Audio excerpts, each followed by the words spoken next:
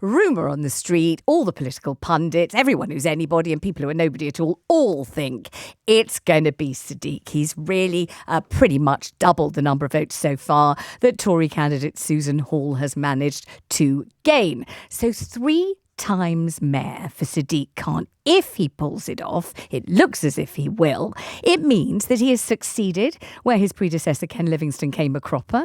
Not once Sadiq, not twice Sadiq, but thrice Sadiq Khan. And the question is this.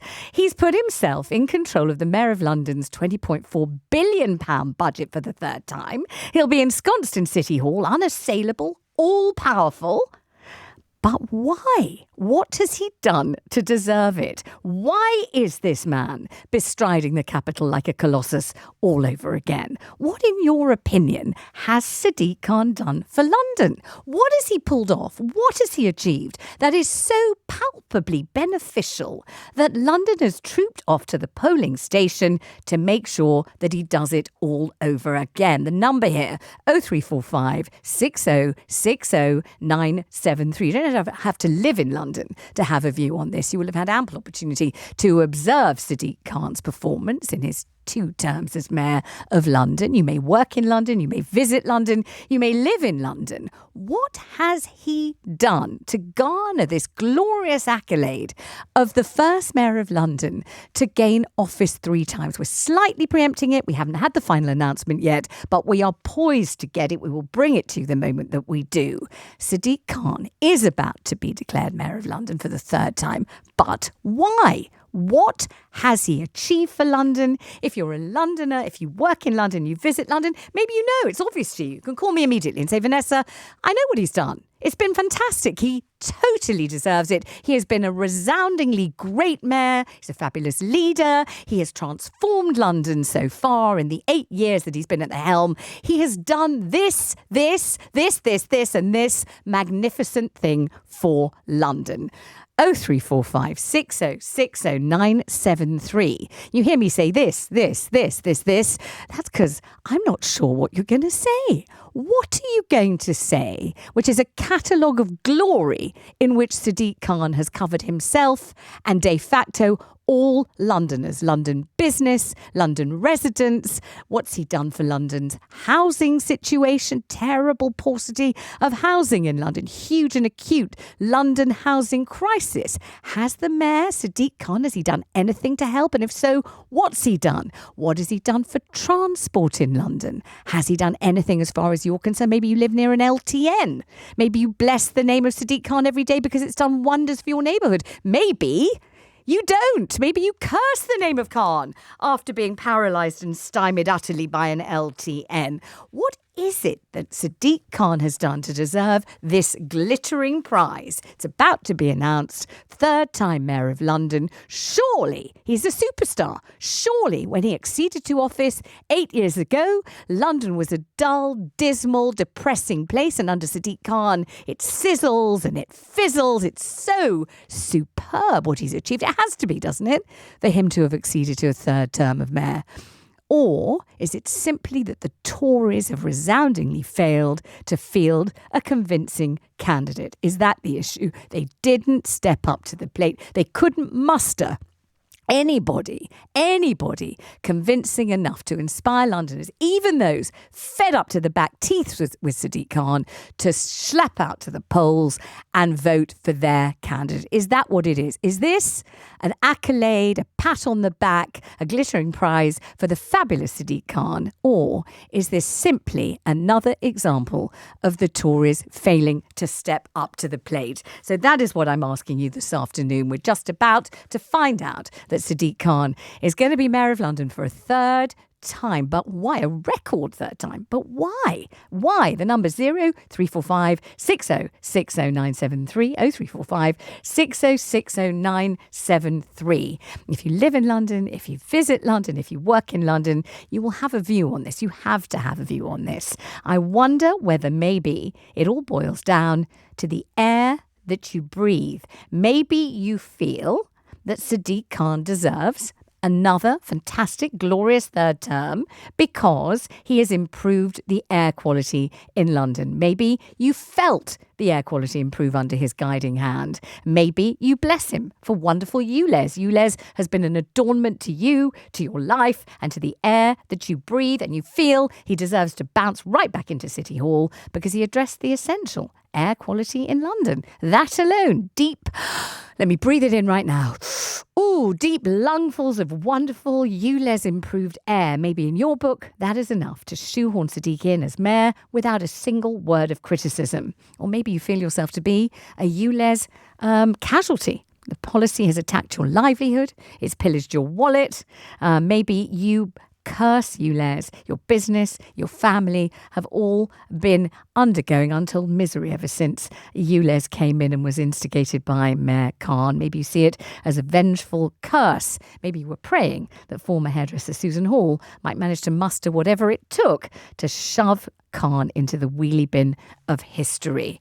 Let's catch up on the counting now with our reporter Henry Riley at City Hall. Henry, tell me what's going on. Well, good afternoon, Vanessa. I think with every sort of minute that goes past, Sadiq Khan's team are more and more confident. You said earlier they are confident of a win, and some of the results that are coming in so far certainly do point to that. We've had 8 constituencies in out of 14 in London. 6 have been won by Mr Khan, 2 for Susan Hall. We've had the second one in the last few minutes for Susan Hall, Brenton Harrow, which is her patch. She used to be the leader of Harrow Council and represents it as well as a councillor. So this is a good result for Susan Hall. She is up, Sadiq Khan down in that area, but that's really a sort of a rare glimmer of good news, really, in what has been quite a disappointing day for Susan Hall's camp. Of course, overnight it was largely briefed that this could be closer than we expected, and actually Mr Khan could well be in some trouble preventing that third term. That hasn't happened so far. Certainly the results that are coming in are looking very strong for Sadiq Khan. The Conservatives increasing their vote in a few areas, Bexley and Bromley in this particular seat of Brenton Harrow, but it is not enough to sort of stem that tide of Sadiq Khan. Worth noting as well, good showing for the Lib Dems so far. They look like they could push the Greens into fourth. The Greens have come third here at the last 3 mayoral elections, but Rob Blackie from the Lib Dems doing pretty well so far. Early indications would suggest. Howard Cox for Reform UK, they're very confident of getting some seats onto the London Assembly. They've tried to sort of out ULEZ Susan Hall by saying they wouldn't just scrap it in outer London, they'd scrap the whole thing in inner London as well. So really we're waiting for a result. You said, will it come on your programme? I think likely yes. We've been told just after 4:30 is the most likely time that the result will come in. But of course we've got a changed voting system. Previously people voted for their first preference, second preference. This time it's first past the post, done by constituency. That should speed things up, but it's a new system, so it may well come slightly later than that. On the note I got passed earlier, it did actually say it could go into Sunday morning, which let's hope. Certainly a lot of tired looking political journalists here are praying that's not the case. But certainly I suppose the sort of key takeaway here is that amid quite a lot of speculation overnight that it was going to be very close, this looks like it could be a resounding win for Sadiq Khan. Professor Tony Travers, who's the sort of doyen of London elections, said earlier it could be the biggest gap we've seen since 2000 between the Conservatives and Labour. So a huge gap. Sadiq Khan, based on those early results, looks like he's going to win and win big. Henry Riley, thank you very much indeed, giving us the lowdown there at City Hall. I hope it breaks during my first show on LBC. Somebody told me it's going to happen around 4:30, so fingers crossed we get to find out, and also take pity on those poor old political journalists who've had to pretend to be interested in this for hours and hours on end. Let's go straight to Tom Baldwin, journalist and former senior Labour Party advisor. Tom, good afternoon. It looks as if this is going to be an absolutely sizzling, soar away Sadiq Khan success again. Yeah, it looks like he's won by a bigger majority than he won last time. There's been a swing away from the Conservatives, Sadiq Khan, so you'll be very pleased with that. And tell me what he's done. I mean, it's a pretty sort of elementary question, and yet genuinely I'm asking it, not disingenuously, but genuinely, what do you think he has done to deserve it? And is it what he has done that might be the cause of another victory, a third victory? Or is it simply that the Conservatives failed to field a convincing candidate, that Susan Hall seemed to be lacking in all kinds of essential qualities from the very beginning? Including good sense, yeah. Look, it's not a straightforward three-word answer why Sadiq Khan has won three terms. Yeah, I think London is a Labour city. But more importantly than that, I think there's been a contrast between what we're seeing in Westminster, government going through in this parliament, three prime ministers, five chancellors, chaos, a kind of sense that you have absolutely no direction, and someone governing London standing up for the diversity and complexity of this brilliant city, not getting dragged into the sort of stupid culture war politics and the divisive politics that I think some of his opponents want to do, but actually standing up for the whole city. I think in that sense, Sadiq Khan has actually been a very good mayor. Do give me a couple of examples. When you say he stood up for the diversity in the city and championed it, in what way? Which particular kind of notable moments or events or campaigns encapsulated his standing up for diversity in London? There's been an incredible amount of division within the Labour Party over anti-Semitism, and I think Sadiq Khan's been very much on the right side of that, working with Keir Starmer to help root out anti-Semitism and stand up for Jewish communities. There's also a big problem in this city with Islamophobia, and some of his political opponents have sort of played games on that. And I think Keir Starmer hasn't, I'm sorry, both Keir Starmer and Sadiq Khan have actually really made it clear that this is not the kind of politics that they want to represent. It's not the kind of city that London is. And I think that's why London's voted for again. His record's pretty good if you look at 100,000 affordable homes, more than 100,000 affordable homes started since he began his second term. Free school dinners. I mean, let me stop you on the homes. No, you're making a delightful list, and I'm not going to stop you making it, but I am going to ask you about the homes.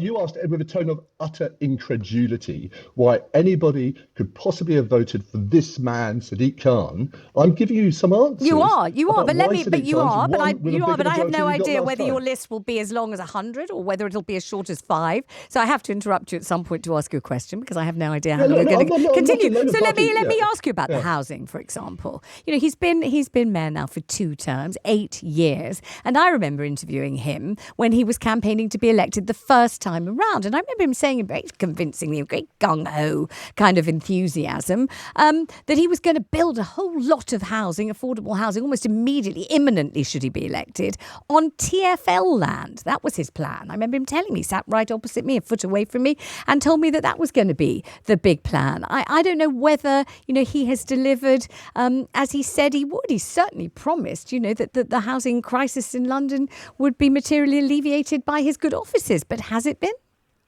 Well, look, so I'm not a Labour Party spokesperson. I've been there, done that job. Not asking you to be. No, but if you want to ask about detail of Sadiq Khan's housing policies, ask Sadiq Khan.